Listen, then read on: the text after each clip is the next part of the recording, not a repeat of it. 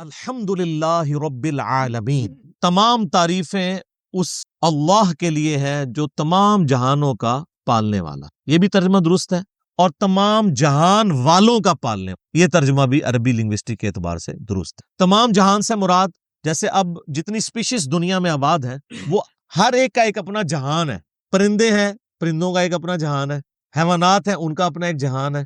ایک نباتات کی سپیشیز ہیں. اس وقت روئے ارض پہ آلموسٹ 2 ملین سپیشیز دریافت ہو چکی ہیں، نباتات حیوانات کی ملا کر، اور ایک ایک سپیشیز آگے بلینز میں. انسان ہی دیکھ لیں 7.5-8 ارب کے قریب ہے، اور باقی حشرات الارض اگر آپ گننا شروع کریں نہ ختم ہونے. تو یہ تمام کا پالنے والا کون ہے؟ اللہ. الرحمن الرحیم، وہ انتہائی رحم فرمانے والا ہے. الرحمن کہتے ہیں جیسے اسی سے لفظ، یہ اسی یعنی آپ سمجھ لیں عربی لنگوسٹک کے اعتبار سے طوفان بھی عربی کا لفظ ہے نا، یعنی ٹھاٹھے مارتا ہوا سمندر ہے اس کی رحمت کا. اور سمندر تو کبھی کبھی جوش میں آتا ہے نا. اللہ کی رحمت وہ ہے کہ الرحیم مستقل رہتی ہی ٹھاٹھے مارتے ہوئے سمندر کی طرح ہے. الرحمن الرحیم. حتیٰ کہ بخاری و مسلم میں حدیث ہے، نبی علیہ السلام نے فرمایا اللہ تعالیٰ نے مخلوقات کی پیدائش سے پہلے اپنے پاس اپنے عرش پہ یہ عبارت لکھ لی تھی کہ میری رحمت میرے غضب پہ بھاری رہے. قرآن میں بھی ہے وَكَتَبَ عَلَى نَفْسِهِ الرَّحْمَةَ، کہ یہ اللہ نے اپنے اوپر خود لازم کر لیا کہ میں ہر حال میں رحم ہی کروں گا. رحم والا جو اللہ تعالیٰ کا پہلو ہے یہ ڈومیننٹ ہے. سورہ فاتحہ جو ہے وہ ذہن میں رکھیے گا قرآن کی ماں ہے، ام الکتاب ہے. فاتحہ ہے قرآن کھولنے والی چیز. تو اس میں جو جو چیز آ رہی ہے نا اس کی جڑ پڑ رہی ہے نا، وہ پورا قرآن اسی جڑ سے پھر اگنے والا وہ بڑا تناور درخت ہے. ہر چیز کی جڑ سورہ فاتحہ. مالک یوم الدین، وہ مالک ہے قیامت کے دن کا. دنیا میں تو کئی بادشاہ ہیں، اس کی اجازت سے، اس کی مرضی سے نہیں، اجازت سے. اجازت یہ ہے کہ کھلی چھٹی ہے، مرضی نہیں ہے کہ وہ غلط کام کر. وہ بس اللہ نے 2 راہیں دکھا دی ہیں، انا ہدیناہ السبیل اما شاکرا و اما کفورا.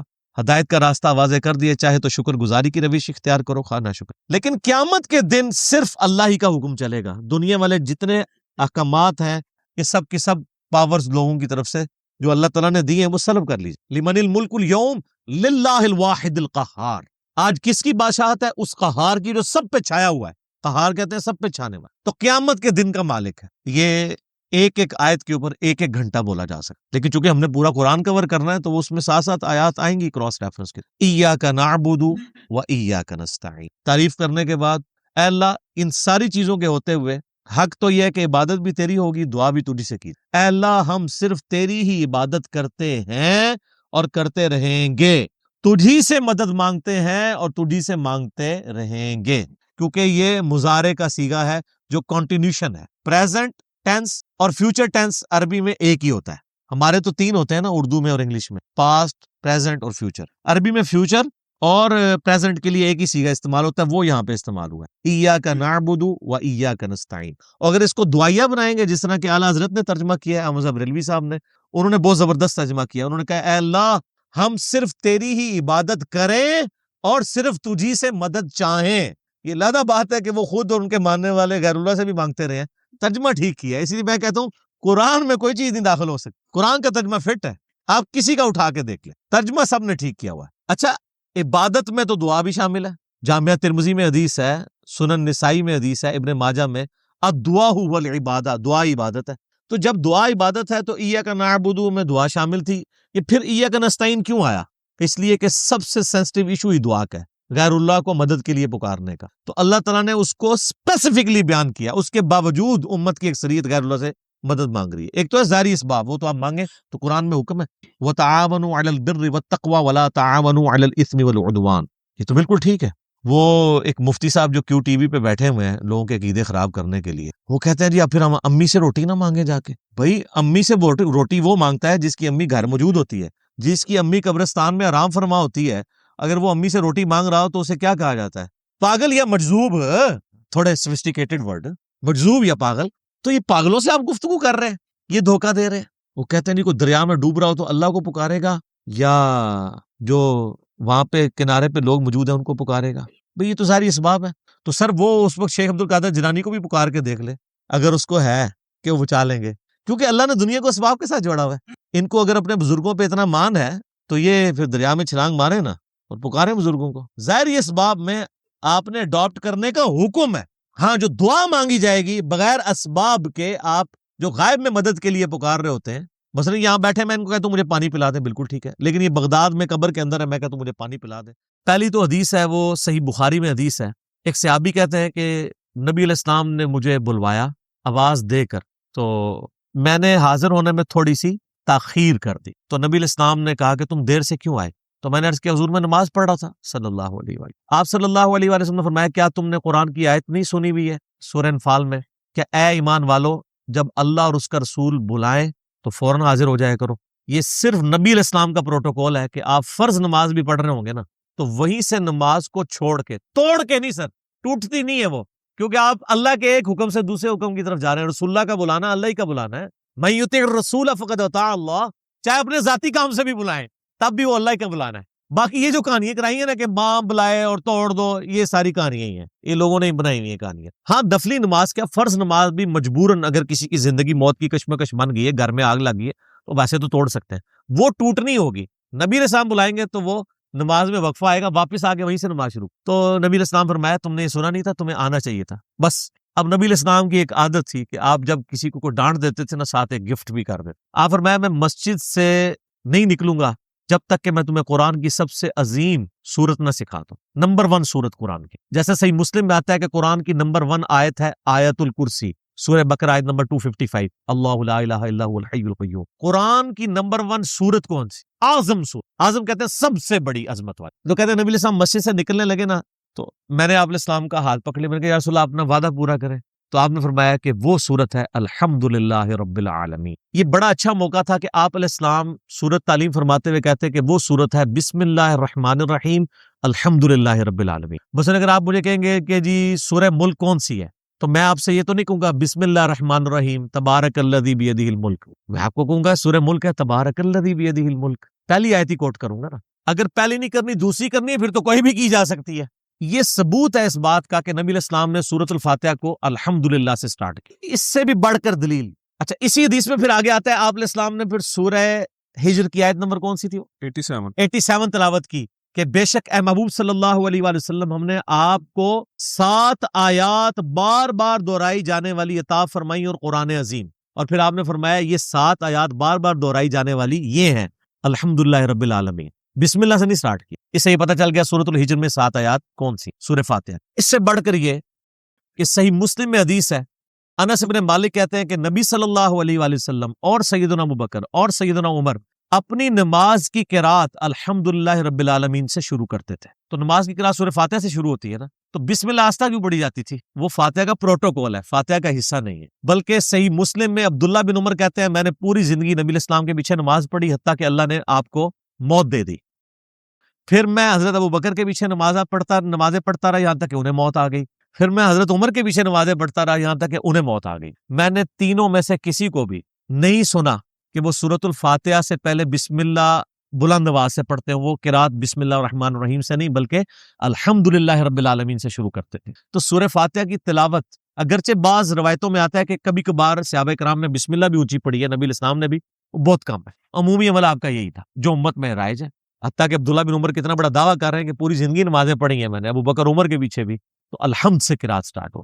حتیٰ کہ صحیح مسلم میں حدیث ہے کہ حضرت انس بن مالک حضرت ابو ہریرہ کہتے ہیں کہ نبی علیہ السلام دوسری رکعت کا آغاز سکتے کے بغیر ڈائریکٹ الحمدللہ رب العالمین سے کرتے تھے۔ پہلی میں تو ہم وقفہ کرتے ہیں نا ثنا کے لیے، دوسری رکعت میں ثنا نہیں ہوتی، ڈائریکٹ، اور وہاں پہ بھی الفاظ ہے الحمدللہ، بسم اللہ سے نہیں۔ بسم اللہ پڑھنی ضرور ہے، یہ میں نہیں کہہ رہا کہ فاتحہ سے پہلے نہیں پڑھنی، نہ یہ نہیں میں کہہ رہا، پڑھیں، ہر دفعہ پڑھیں، اور پہلی دفعہ جب پڑھیں تو اعوذ باللہ بھی پڑھیں، کیونکہ سورہ نحل میں آتا ہے کہ قرآن پاک جب بھی پڑھنے لگو اللہ تعالیٰ سے شیطان کے اگینسٹ پناہ مانگ لیا۔ تو ایک دفعہ جب قرآن نماز کے اندر شروع ہوگا تو اعوذ باللہ پڑھیں گے، بعد میں بار بار پڑھنے کی ضرورت نہیں بسم اللہ کا۔ تو یہ سارے دلائل ہیں جس کی بنیاد پہ، اور سب سے بڑی دلیل وہ ہے جو حضرت ابو ہریرہ رضی اللہ تعالیٰ عنہ کی حدیث ہے مسلم شریف میں کہ اس کی نماز ناقص ہے جو سورہ فاتحہ نماز میں نہیں پڑھتا، 3 دفعہ فرمایا۔ تو تابعین نے پوچھا کہ ہم امام کے پیچھے ہوں تو کیا کریں؟ تو کہا اپنے جی میں پڑھ لیا کرو، اور وہ جز القراء امام بخاری کی کتاب میں کہ آپ نے سکتوں میں پڑھنا ہے، امام کے ساتھ نہیں۔ وہ میرا کلپ بھی آپ دیکھ لیں فاتحہ خلف الامام والا، کیونکہ نبی علیہ السلام نے فرمایا کہ اللہ تعالیٰ فرماتا ہے حدیث قدسی صحیح مسلم کی کہ میں نے نماز اپنے اور اپنے بندے کے درمیان برابر تقسیم کر لی، نماز اپنے اور اپنے بندے کے درمیان، اور نماز کسے کہا؟ سورہ فاتحہ کو۔ جب میرا بندہ کہتا ہے الحمدللہ رب العالمین تو میں کہتا ہوں میرے بندے نے میری حمد کی. اچھا یہ والی حدیث آپ کو شیعہ کے ہاں بھی ملے گی. امام علی ابن موسیٰ رضا کے اوپر نا ایک فلم بنائی ہے ایران والوں نے, اس میں باقاعدہ یہ حدیث بھی فلم آئی ہے. وہ ایک تعلیم کر رہے ہوتے ہیں کسی کو. جب میرا بندہ کہتا ہے الحمدللہ رب العالمین تو میں کہتا ہوں میرے بندے نے میری حمد کی. جب وہ کہتا ہے الرحمن الرحیم تو میں کہتا ہوں میرے بندے نے میری تعریف کی. جب وہ کہتا ہے مالک یوم الدین تو میں کہتا ہوں میرے بندے نے میری بزرگی کا اعتراف کر دیا. اور جب وہ کہتا ہے ایاک نعبد و ایاک نستعین تو یہ میرے اور میرے بندے کے درمیان مشترک ہے, بس میرے بندے نے جو مجھ سے مانگا میں نے اسے دے دیا. اور جب وہ کہتا ہے اہدنا الصراط المستقیم صراط الذین انعمت علیہم غیر المغضوب علیہم ولا الضالین آمین, تو میرے بندے نے جو مجھ سے مانگا میں نے اسے عطا کر دیا. اچھا اب اس حدیث میں دیکھیں نبی علیہ السلام فرمایا, اللہ فرماتا ہے نماز میرے اور میرے بندے کے درمیان برابر ہے. جب میرا بندہ کہتا ہے الحمدللہ رب العالمین تو ہونا تو یہ چاہیے تھا جب میرا بندہ کہتا ہے بسم اللہ الرحمن الرحیم تو میں کہتا ہوں میرے بندے نے میرے نام سے شروع کیا. یہ ہے ہی نہیں الفاظ, الحمد سے شروع ہے. پھر الرحمن الرحیم مالک یوم الدین اور ایاک نعبد و ایاک نستعین میں کیا الفاظ ہیں کہ یہ میرے اور میرے بندے کے درمیان کامن بانڈ ہے, یعنی یہ آیت سینٹر میں ہے. تو اس سے پہلے 3 آیتیں کون سی ہوئی, الحمدللہ رب العالمین, الرحمن الرحیم, مالک یوم الدین, یہ سینٹر میں چوتھی آیت آ گئی.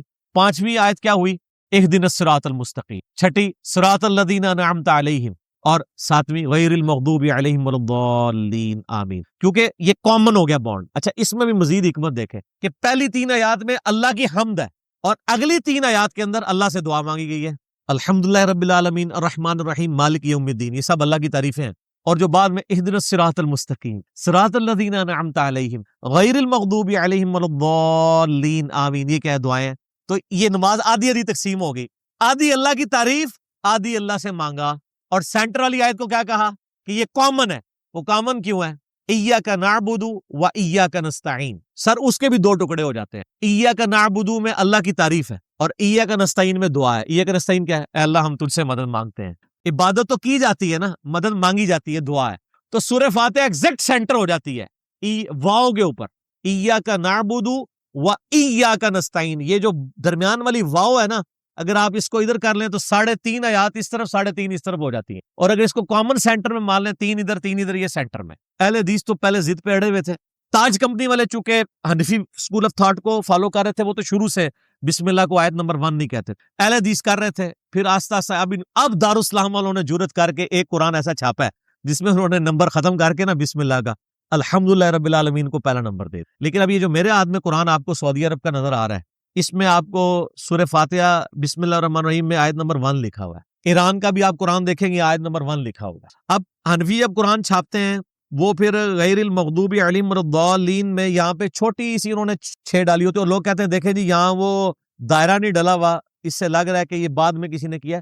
یہ دائرے دورے تو بعد میں ہی ڈلے ہیں نا سر, آیات تو لوگوں کو یاد تھی, دائرہ ہونا کوئی ضروری نہیں ہے. دائرے کے بغیر بھی اگر انا اعطیناک الکوثر ایک صحابی کو یاد ہے, آپ دائرے نہ بھی ڈالیں وہ اس کو پتا ہوگا یہ 3 الگ آیات ہیں, یہ ہو سکتی. قرآن کی آیات کی تعداد میں بھی اختلاف اس لیے آیا ہے. کتنی آیات ہے قرآن کی, کوئی نہیں ہے. اے کہانی جے, اے بھی کہانی جے, ہے ہی نہیں ہے. یہ 6,500 کے قریب ہے, 6,634 یا 39 کے قریب. آپ اس کو کاؤنٹ کر لیجئے گا. 114 دفعہ اگر بسم اللہ کریں گے تو اور عدد آئے گا, اور اگر اس کے بغیر آپ 113 دفعہ بسم اللہ اس کے بغیر کاؤنٹ کریں گے تو اور عدد آئے گا, 6,666 نہیں آتا. لیکن اگر کوئی بنا بھی لے آیات کو توڑ کے, تب بھی قرآن وہی رہے گا. آیات کے بارے میں اختلاف سے قرآن مصحف میں فرق نہیں پڑتا, کیونکہ وہ قرآن مصحف کا حصہ تو ہے نا. تو یہ انہی لوگوں میں نا اس حوالے سے بھی کنفیوژن پائی جاتی ہے, تو میں نے اس کو مسئلے کو ضمناً کلیئر کر دیا. سورہ فاتحہ بسم اللہ کے بغیر نہ پڑھیں, ضرور پڑھیں بسم اللہ کے ساتھ. بل میں نے اپنے دلائل سامنے رکھ دیے, اس کے باوجود امت میں ایک اچھے خاصے علماء کا طبقہ ہے جو بسم اللہ کو سورہ فاتحہ کا حصہ سمجھتا ہے. لیکن اینڈ رزلٹ یہ ہے کہ جو فاتحہ کا حصہ مانیں, جو نہیں مانتے, دونوں صورتوں میں وہ قرآن کا حصہ اسے مانتے ہیں. تو اس لیے کوئی جھگڑا نہیں اس پہ کرنا چاہیے. میں نے دلائل رکھے ہیں. میں اگرچہ امام حنیفہ رحمہ اللہ سے کئی معاملات میں شدید اختلاف رکھتا ہوں, اور وہ ڈھکی چھپی بات نہیں ہے, لیکن بخاری مسلم کی احادیث کی روشنی میں اس مسئلے میں امام حنیفہ کو باقی ائمہ سے دلائل میں مضبوط سمجھتا ہوں, نبی علیہ السلام کی احادیث کی روشنی. یعنی مجھے کوئی کسی کے ساتھ چڑ نہیں ہے. اگر دلائل سامنے آئیں گے تو میرے سامنے جب یہ احادیث آئی ہیں تو ان کی روشنی میری, بلکہ اہل حدیث کے ایک بہت بڑے عالم تھے شیخ زبیر علی رحمہ اللہ, ان سے باقاعدہ بحث ہوتی تھی اس پہ. وہ چونکہ وہ کہتے تھے بسم اللہ حصہ, میں کہتا تھا یہ دلائل تو آپ کو سپورٹ نہیں کرتے. وہ لاجواب ہو جاتے تھے, لیکن کہتے تھے نہیں وہ امام شافعی. میں نے کہا اس کا مطلب ہے یہ مسئلہ اجتہادی ہو گیا نا, اجماع امت تو نہ ہوا. جب اجماع امت نہ ہو اور مسئلہ اجتہادی ہو پھر دلائل دیکھنے چاہیے کہ اس کے مضبوط ہے. کیا شیعہ جب قرات شروع کرتے ہیں جاری نمازوں میں تو بسم اللہ سے شروع کرتے ہیں یا الحمدللہ سے؟ اونچی آواز بسم اللہ پڑھتے ہیں ہر دفعہ. اچھا لیکن اہل سنت کے ہاں الحمدللہ اونچی آواز میں پڑھی جاتی ہے.